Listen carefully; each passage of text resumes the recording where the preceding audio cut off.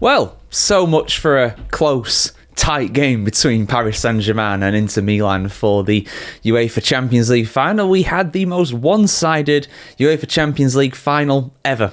A 5-0 victory. High fives, unfortunately, for people in Paris, but the people of Milan, the blue and the black half of Milan, I should say, not very happy with this game at all. This was a very difficult watch if you are a supporter of the Nerazzurri, but if you are a fan of PSG, they've finally done it. Paris Saint-Germain have won the Champions League for the first time in their history. They become only the second French team ever to win the UEFA Champions League, or even going back to the UEFA European Cup days. You know, this is a huge achievement for them guys. And, you know, this was a real interesting tie between them coming into this one because, you know, you had the youngest team in the competition in the form of PSG in terms of their average player age, and you had the oldest in Inter Milan. So it felt like Paris Saint-Germain, you know, this was their time to shine. This was their time to prove that they could finally do it after over a decade of trying to win the Champions League, having some of the best players in the world in their ranks. Kylian Mbappe,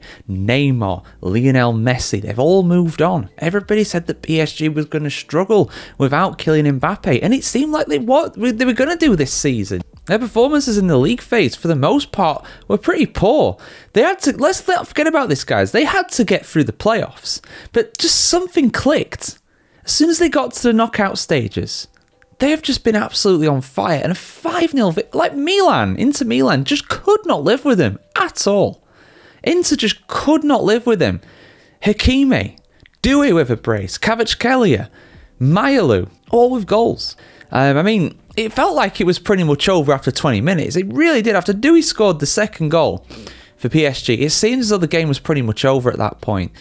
And then when he got the third goal, Doué, of the game, that was actually over at that point. And this is the biggest ever Champions League final victory. They have broken the record that AC Milan beat Barcelona by back in the day. I think 1994 off the top of my head.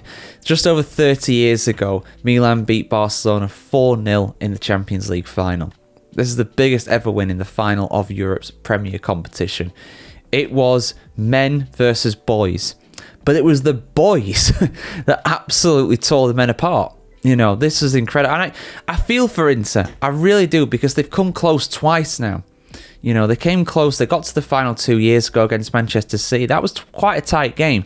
There wasn't a lot in that one. Man City deservedly did win it, of course. But, you know, it could have easily swung another way. It was a 1-0 victory for City off the top of my head. And they've come up... I mean, I said they come close. They obviously got to the final, but they were blown apart here. They really, really were. There was no universe where Inter won this game. They lost it every time. This is no Doctor Strange things from the Avengers films. You know, there's not a million simulations and one where they win. There is no way they won this game. You know, I heard in a radio interview while I was traveling around this morning. You know, I went to the beach this morning with my son. Really nice time. Had a great day. Came back in time to watch this. And, you know, I heard an interview on the radio. I think it was with Mamadou Sakho, if you remember that guy. A former player of Liverpool and Crystal Palace back in the day. But also a former player of PSG. And he basically said, you know, that PSG, they're going to win this game. Their young players just have too much energy for Inter Milan. They have too much for them. And they did.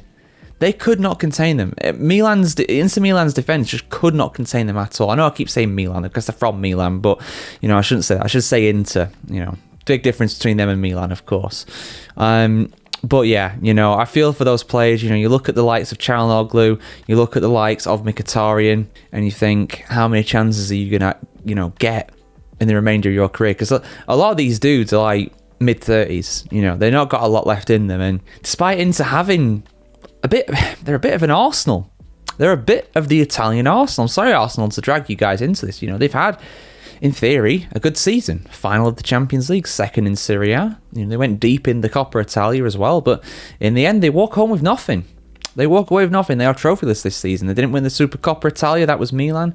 Of course, they lost in the semi-finals of the Coppa Italia to Milan, and they missed out on the Serie A to Napoli, and now they were absolutely torn a new one by PSG in the final of the Champions League. So yeah, well done to PSG.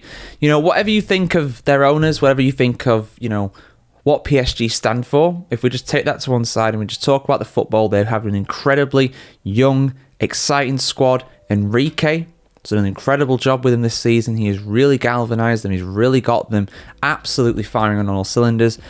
And, I may be getting a bit preemptive with this, but I'll say this, this could be the start of PSG's era. You talk about certain clubs throughout European history winning back-to-back Champions Leagues. Milan, Ajax, Real Madrid, Bayern Munich, Liverpool. These teams that dominated Europe for, in some cases, the best part of a decade. This could be the start of PSG's. Barcelona as well. I will throw Barcelona in that as well. They did it, of course, for a very long time with Guardiola. This could be the start of PSG's era because they've got an incredibly young team. They have the monkey off the back. They have won the Champions League now. That's not a question. The question was always, can they do it?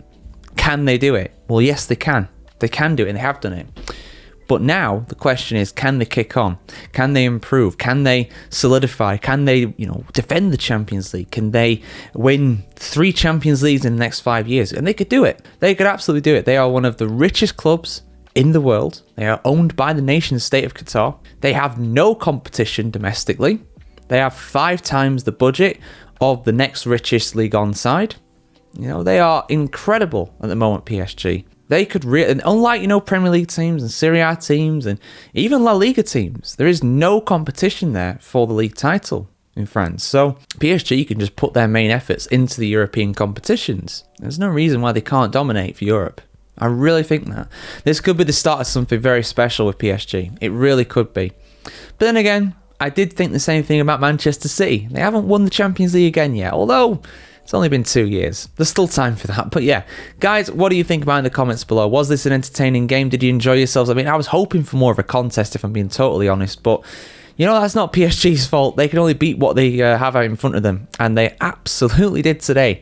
Like, share, comment, subscribe if you want to see more like this, guys. And of course, even though the regular season is over now, this was kind of the last game really of that. We've got plenty of action in the summer. We've got the Women's Euros coming up. We've got the Club World Cup coming up as well. We'll see who becomes the new world champions, of course, in football, in club football, I should say.